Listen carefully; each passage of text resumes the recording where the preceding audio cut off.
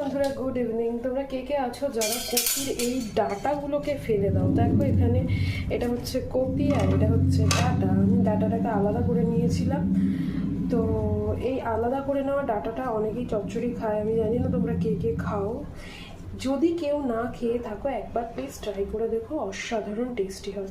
তো তার জন্য কি করতে হবে চলো দেখে নিই।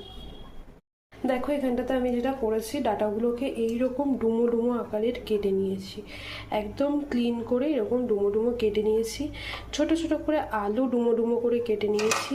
এটা পটল খোসা সমেত কেটেছি, তোমরা চাইলে খোসা ছাড়িয়েও কাটতে পারো। আমার ভালো লেগেছে খোসা সমেত রান্না করতে, তো আমি খোসা সমেত, আমি জেনারেলি খোসা সমেতই খাই।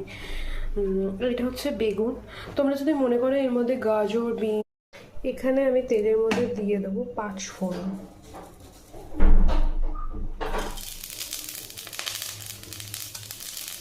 দেখো ফোড়নগুলো দিয়ে দেওয়ার পর ধুয়ে রাখা কাটা সবজিগুলো একে একে দিয়ে দেবো।